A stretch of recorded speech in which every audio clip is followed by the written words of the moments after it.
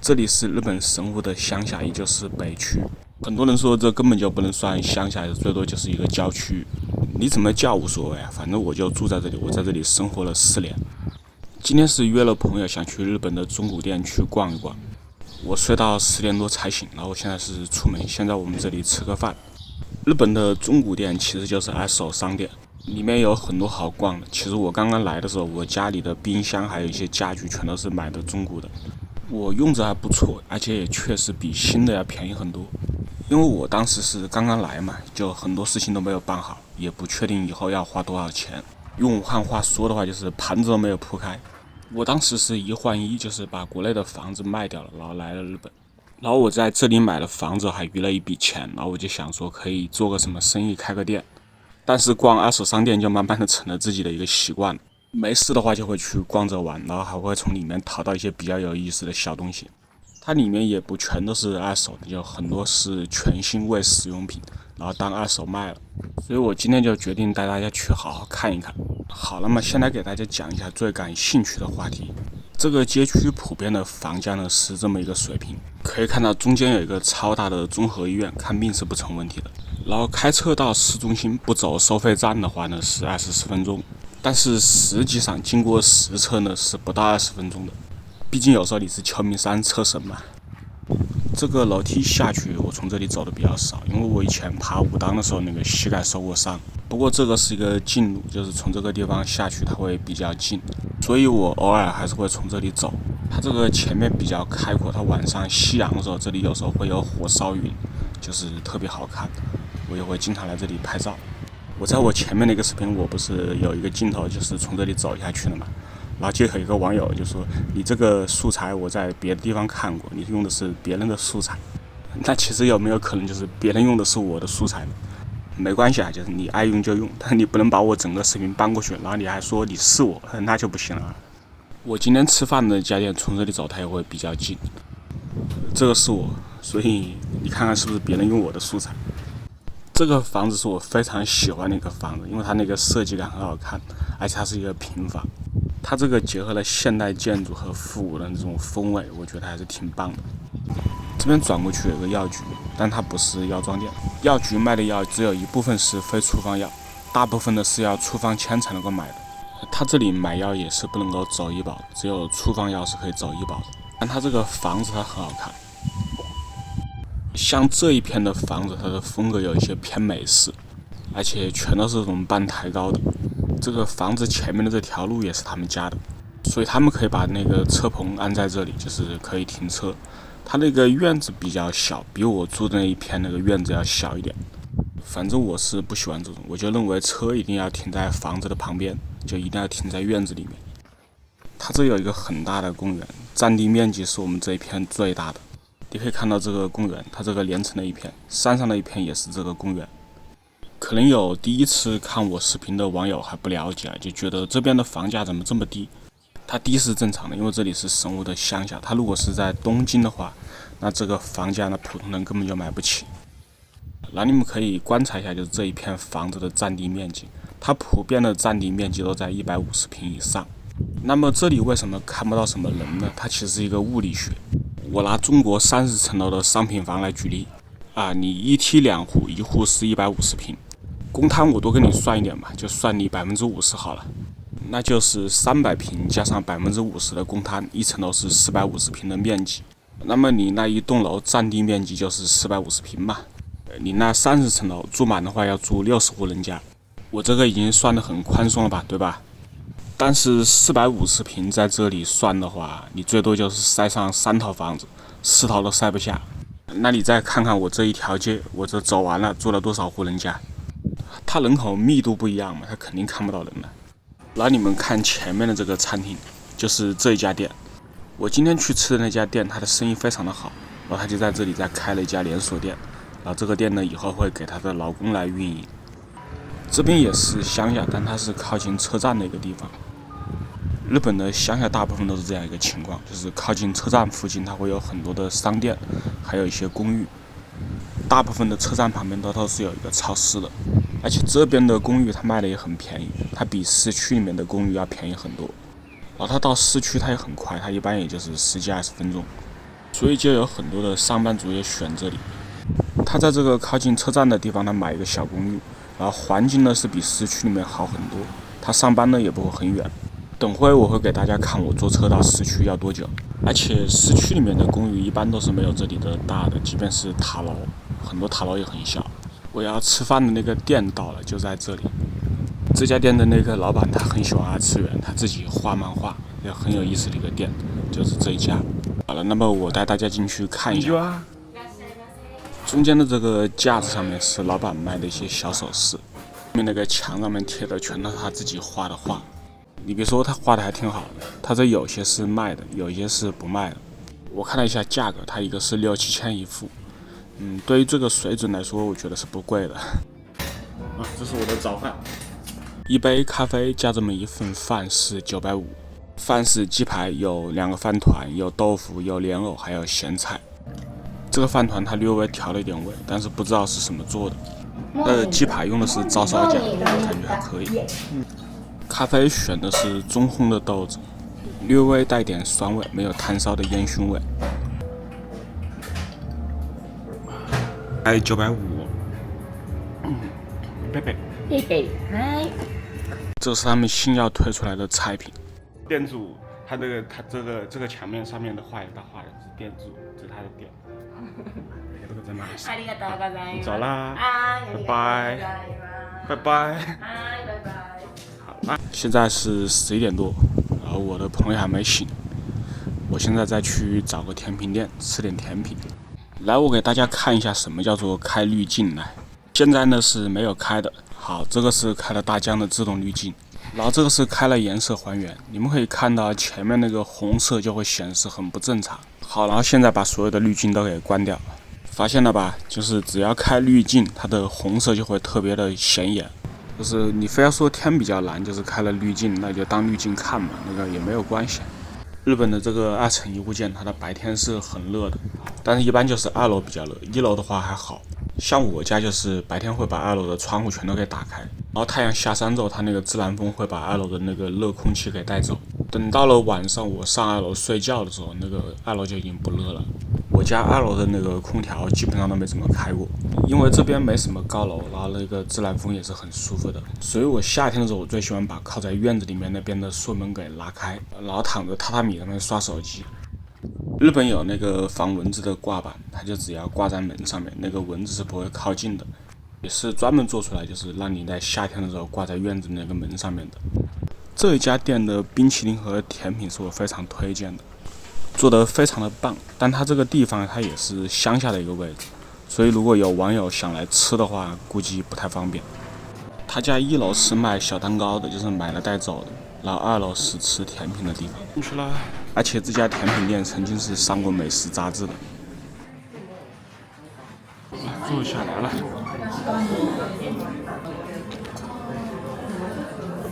这个是意式浓缩布丁加奶油加冰淇淋加巧克力。它是让巧克力和咖啡一起融化到那个冰淇淋里面。大家应该可以听到背景音，就是这个店非常的受女生的欢迎。它用的是比较高级的巧克力，然后这个巧克力也是店里自己做的。这个白色的是布丁，我在吃这个布丁的时候，它有一种米的那个香味。它本来奶油加冰淇淋混在一起会非常的甜，但它加了意式浓缩之后呢，那个味道就冲淡了，就中和了，你知道吧？就是所以这个东西非常好吃。本来只想点一份甜品，但它这个味道是真的好吃，然后又忍不住又来了一份冰淇淋。这个是他们家的招牌冰淇淋，一个是香草奶油的，一个是水果冰沙的，还有一个是抹茶的。这一份是750。抹茶的。这个是水果冰沙，它是把那个水果打碎了之后做成冰沙，非常好吃。这个是焦糖，就纯粹是糖了。就是这个样子，你看。之前有一个网友就说，咖啡店是让人休息的地方，你不应该在里面说话，你应该回去了再配音。你这样在店里说话，你会打扰到其他的客人。我当时没有回应他，然后你们现在听听这个背景音。他家的东西是很好吃，就是吃的甜的有点腻，再来一杯咖啡。就是能不能说话，能不能大声说话，能不能放肆的笑，这些你可以通过看我的视频慢慢了解。这咖啡真的是不贵，就是他家比较吵，人太多，声音太好，有点吵，好多人都在这聊天。去结账了。啊，这是店主。走了，我们走了，拜拜，拜拜。好啦，走啦。现在就是直接去和朋友会合，然后出电车站的时候发现钱不够了。我们住的这个乡下电车站是一个比较老的车站，所以你看到这个设施都是有一些老的。这个机器上面充点钱。我早上出门的时候，天气预报说今天有雨。我当时一看这么大的太阳，你跟我说有雨，这不是扯啊！现在云来了。这个地方叫臭川公园，我从我家那边坐电车过来是17分钟，我坐的就是这样一班车。所以其实我虽然住的是乡下，但它不影响我到市区里面来玩。我的朋友已经到了，他就在这个里面，是个台湾的小男生，他现在刚刚跟他女朋友分手，他是吵架吵的分的。他之前跟他女朋友两个人住一起，然后那个房子他女朋友租的，然后房租也是那个女生出的，然后我就跟他说，我说你这种情况还和人吵架，你看好了吧，现在沦为单身狗了吧。这个地方叫中央市场，它不光只有一个二手店，它这里是有超市，是一个大型的购物中心。这里有卖家电，有卖衣服，什么都有卖的。刚才旁边那个超市其实就有卖鲜鱼的，但它这里它还有一个鲜鱼的摊位。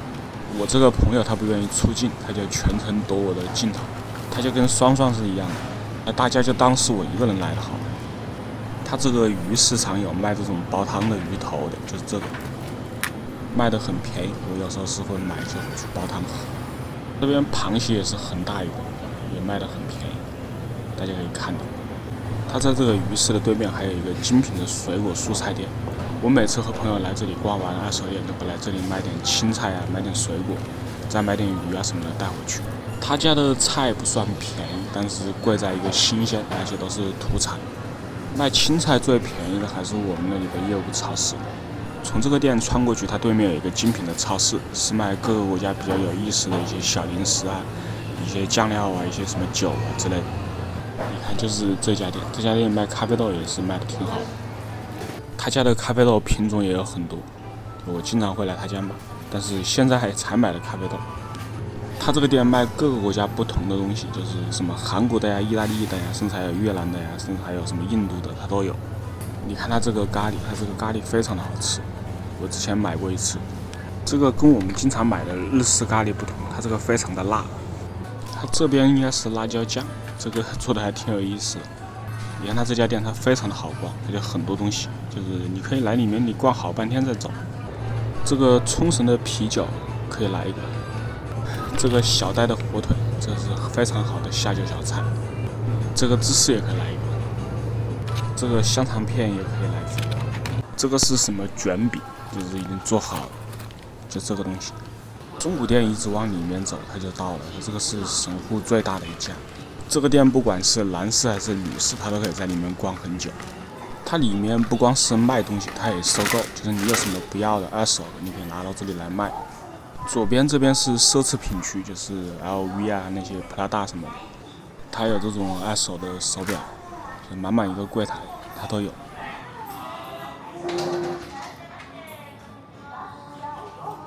很多女生一来很高兴，就直奔这边的柜台。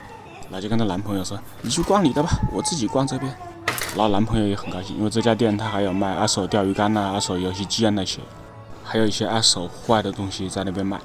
但是他很快就高兴不起来了，因为他女朋友过一会儿就会拿着这边的二手 LV 包，然后过去找他：“老公，你看这个二手包好便宜哦。”你说你不跟他买吧，这一个二手包你都舍不得给他买，这不是个东西。但是你要说买吧，他一个也要4、5万的。这个更贵一点，因为这个成色好一点，这个要13.5万。所以这个时候你就要急中生智，就二手包有什么买的，我以后给你买新的，然后你以后的日子可能就不好过了。我一般是进来之后，我就直奔这边的玩具柜台，就是看看有什么二手的手办呐，有没有什么值得买的带回去。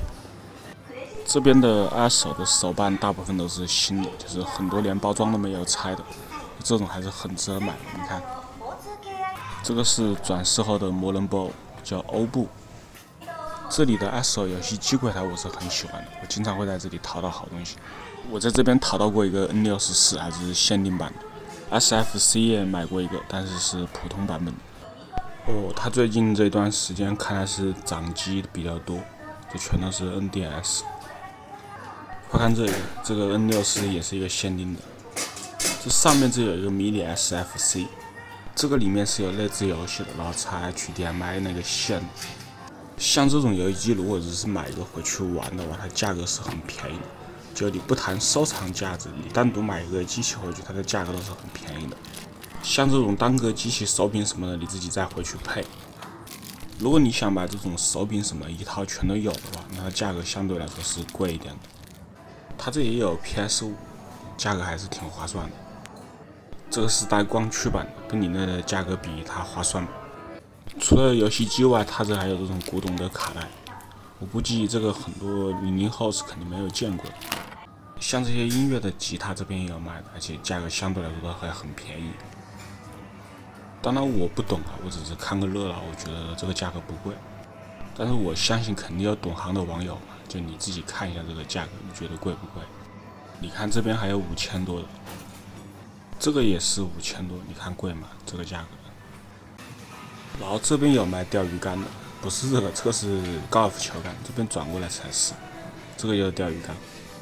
因为神户这个城市非常的适合海钓，就是如果是喜欢钓鱼的话，以前有没有玩过，来这里先买一个体验一下也是不错的。这边还有家具区，就家具区它占的体积是比较大的。我当时才到日本的时候，我就来这里买了一些家具。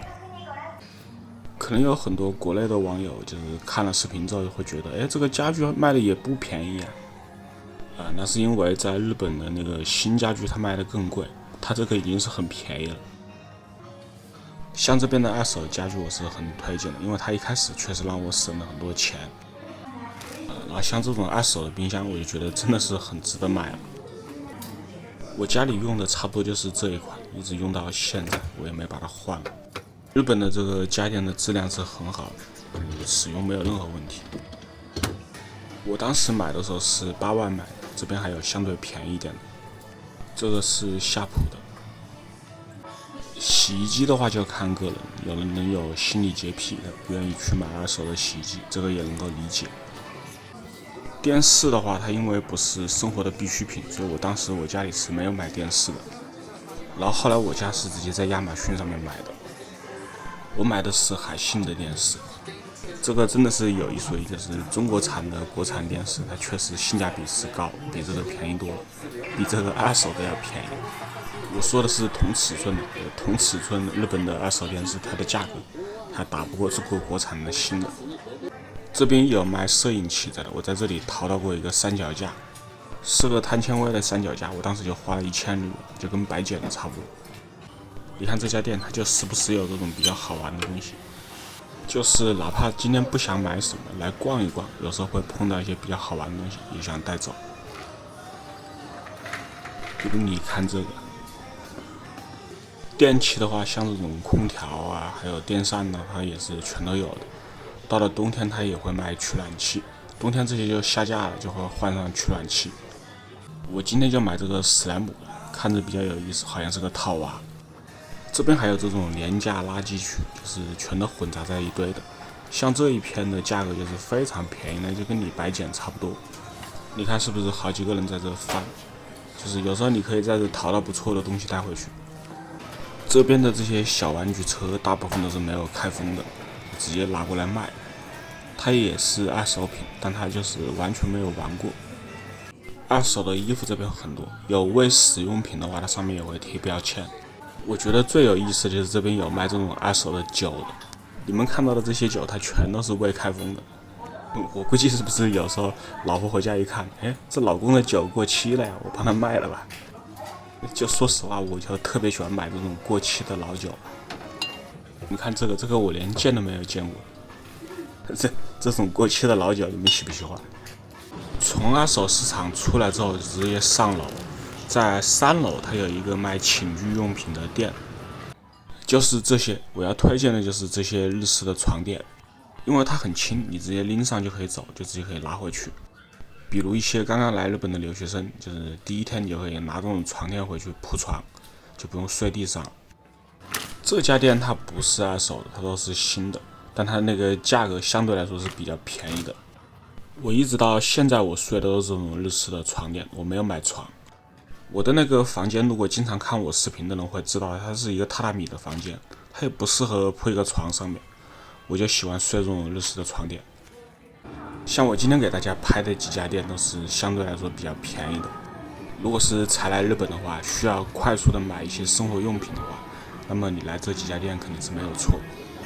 这一家店跟百元店差不多，它里面有一些小商品，可以去里面逛一逛。它这还有这种盲盒，就不知道里面是什么，就反正你自己买回去猜。这边的3楼它有很多的餐厅的，但是今天我不在这里吃。这个购物中心有这种哄孩子的地方，就是有很多家长他不想带小孩去逛嘛，就可以让小孩自己在这里玩。所以你可以看到它这里的自动贩卖机都特别的矮，就是专门给小孩子用的。吃饭的话，我有时候会喜欢在1楼的超市买寿司，然后到一个风景好的地方去吃。而且一般像我现在逛完了之后，我就已经到下午了，然后这个时候它的寿司都已经打折。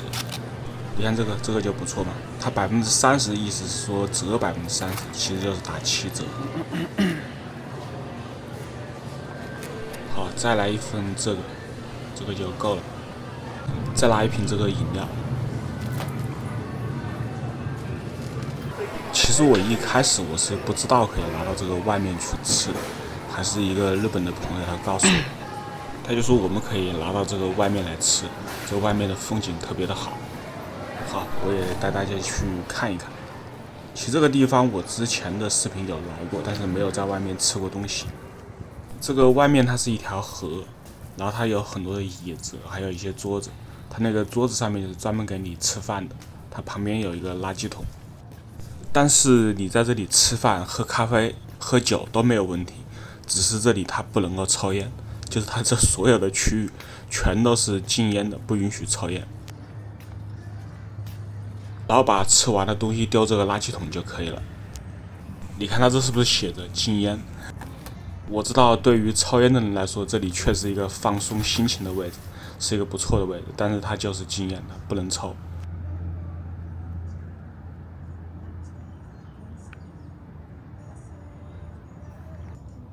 它这个天气真的是说变就变了，早上那么好的太阳，现在已经是阴天了，弄不好晚一点可能真的是要下雨。好，那么今天的节目就到这里结束了。如果你喜欢看的，请不要忘记点赞、关注、收藏。如果你还有什么想看的呢，也可以在我的评论区告诉我。感谢大家的支持。